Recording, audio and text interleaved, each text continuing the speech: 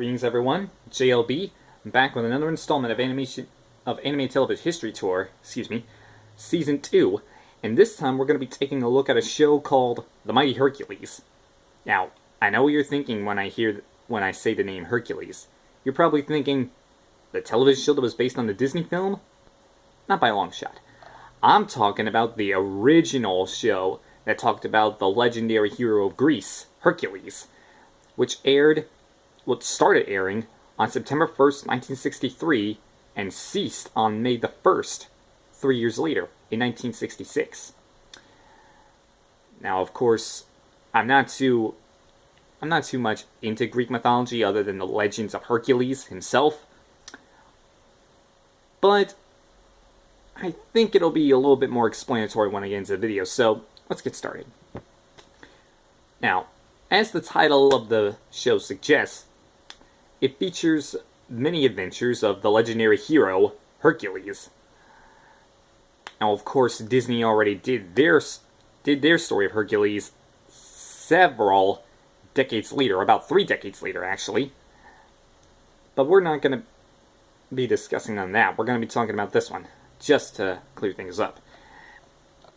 Anyway, apparently this show takes some liberties with Greek mythology, because according to Greek mythology, Daedalus, the evil wizard in this show, was actually an artisan. And now, of course, but there were some things they actually did get right with. Cacus, the giant from the very first episode of the show, being based on the mythological monster of the same name. And of course, there were many other characters taken from the myths and legends of Greek mythology. More specifically, from the legends about the 12 labors of Hercules. And of course, when you're making a show featuring Greek mythology, you have to get the setting and the characters. And thankfully, the company that made this, Adventure Cartoon Productions, actually did manage to nail it a little bit. Because obviously they featured the so-called Mount Olympus, the Greek landmark known as Mount Olympus, as well as some characters from legends. But as for the animation, well, it's said that the original episode had relatively lavish animation made by John Gentiella. And apparently the first episode actually shows how Hercules traveled from Mount Olympus down to Earth. But that's pretty much all I can say in terms of the plot of the show, because I haven't really seen many of the episodes. But how is the show actually brought together? Well, Adventure Cartoon Productions made The Mighty Hercules in connection with Translux Television, the same company that will later bring Japanese anime series to audiences here in the US. Specifically, one in particular, Speed Racer. Might have heard of it, and we'll be talking about that later in a future episode. Now, about 128 episodes of this show were produced, with approximately 5 minutes in length for each one. The producer was Joe Oriolo, and of course many of the animators on the show were actually veterans from the New York City animation scene. Guys like Grim Natwick, Frank Andres, John Gentiella, like I mentioned, George Germanetti, Ruben Grossman, and George Ruffle. If any of those names ring a bell to you animation buffs out there, please do let me know their accomplishments.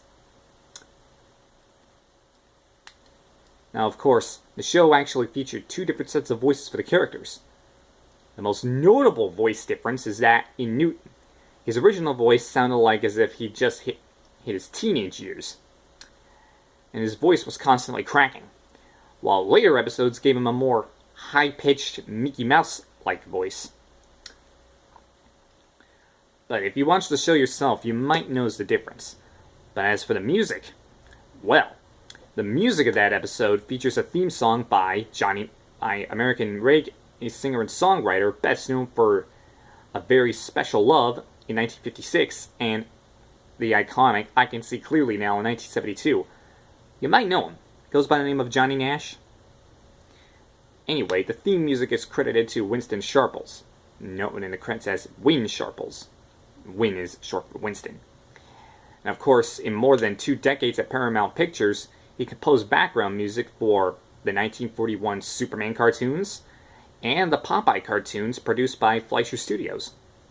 While the theme song's lyrics were written by Sharple's son, Winston Jr., under the pseudonym Win Singleton, which is his first and middle names put together, the transformative ring anthem for when Hercules raises his magic ring to call down his powers, it's frequently used as Hercules puts the ring on. And several bridges of music were used throughout the episodes, and those bridges of music were actually taken from a 1954 film called The Black Shear of Falworth, with the music credited to Joseph Gershenson, but ultimately composed by Hans J. Salter, Herman Stein, and Frank Skinner. And of course, Frank Skinner was the long-time in-house composer for Universal Studios.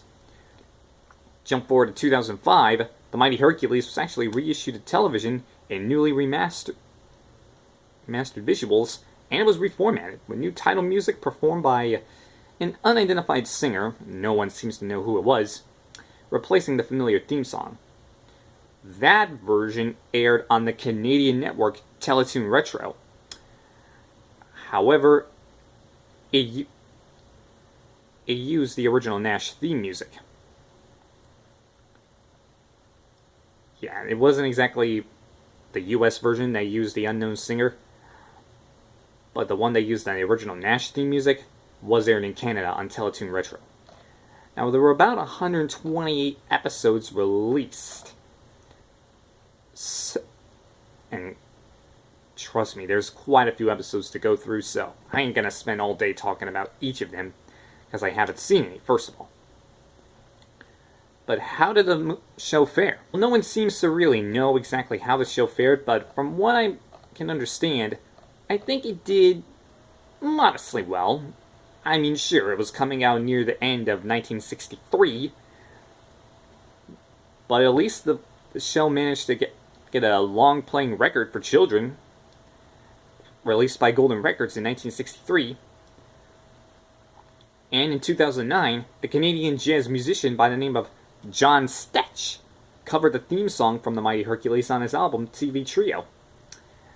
And of course, as of October 4th, 2011, Classic Media, now known as DreamWorks Classics, managed to bring the series to DVD for the first time with a single disc selection entitled The Mighty Hercules. All 20 episodes are from Season 1.